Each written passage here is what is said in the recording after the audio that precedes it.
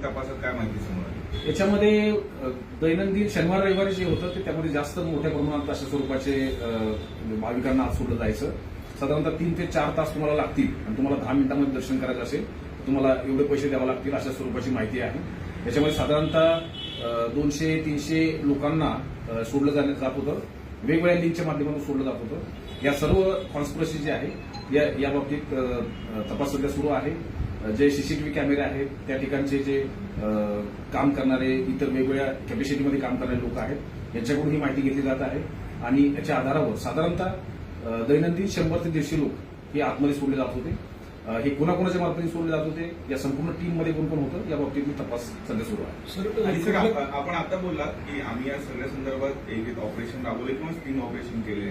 नेमकं ते स्टिंग आणि ऑपरेशन काय होतं, म्हणजे कशा पद्धतीने ऑपरेशन राबवलं? भाविकांना अशा स्वरूपाचं लुबाडले जात आहे याच्या बाबतीतली माहिती मिळाल्यानंतर त्याच्या बाबतीतले पुरावे मिळणे खूप आवश्यक असतं. त्यामुळे पुरावे जमून मिळण्यासाठी हे ऑन कॅमेरा हे सगळ्या गोष्टी घडणं अत्यंत आवश्यक असतं. तर त्या दृष्टिकोनातून एव्हिडन्स बेस हे स्टिंग ऑपरेशन होतं आणि त्याच्यामध्ये जी चेन आहे ती चेन एस्टॅब्लिश करणं अत्यंत महत्वाचं असतं आणि ह्या संपूर्ण ऑपरेशनमध्ये ही चेन एस्टॅब्लिश करण्यामध्ये यश मिळालेलं आहे. सर, यामध्ये विश्वस्तांचे पण काही नातेवाईक अटक झालेली असं कळत आहे. त्यांच्यासोबत अजून कोण कोण होतं आणि किती लोक? विश्वस्ताचे 2 नातेवाईक आहेत आणि एक जो आहे तो त्यांचा एजंट आहे. असे 3 लोक आहेत.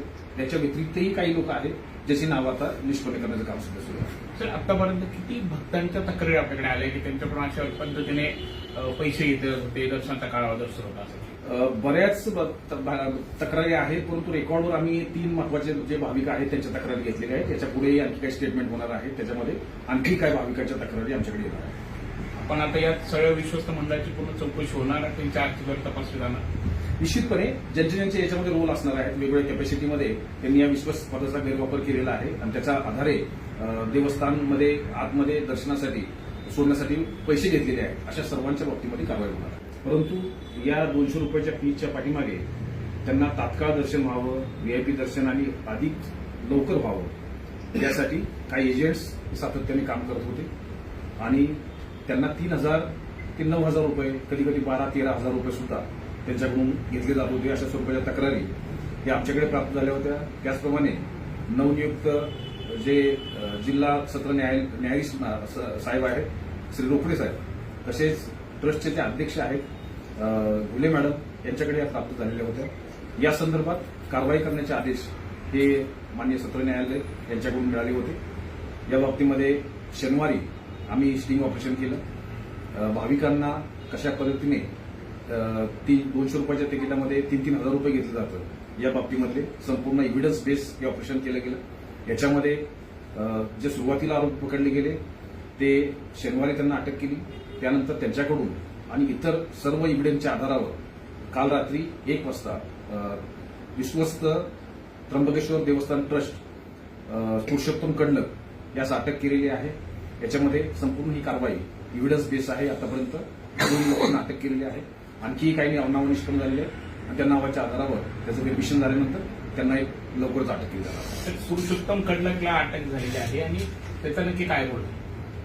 या संपूर्ण रॅकेटमध्ये वेगवेगळ्या चैन आहेत, वेगवेगळी लोक नियुक्त केलेली आहेत आणि उत्तर दरवाजातून जी एंट्री केली जाते त्या दरवाजातून सोडताना ह्या ट्रस्टचा जो पद आहे त्या पदाचा वापर करून आतमध्ये सोडलं जातं आणि ही एखाद्या दुसऱ्या ग्राहकासाठी किंवा नातेवाईकांसाठी किंवा इतर कुठल्याही प्रोटोकॉलच्या अधिकाऱ्यांसाठी न करता या बाबतीमध्ये हे 200 रुपयाचे तिकीट घेतलेलं आहे त्या लोकांना अधिकचे पैसे घेऊन सोडण्यासाठी हे काम केलं जातं. सर, याच्यामध्ये आणखी कोणी विश्वस्तांचा सहभाग आढळतो? आतापर्यंत एकच विश्वस्तांचा सहभाग आढळलेला आहे. आणखी काही त्यामध्ये सहभागी असतील तर समोर जर पुरावे आले तर निश्चितपणे त्या बाबतीत कारवाई केली जाणार. सर, आतापर्यंत किती नेमकं कालावधी? कारवाई एव्हिडन्स बेस असल्यामुळे माननीय न्यायालयाच्या समोर असताना घेतल्यानंतर जे पुरावे समोर आले ते न्यायालयाच्या समोर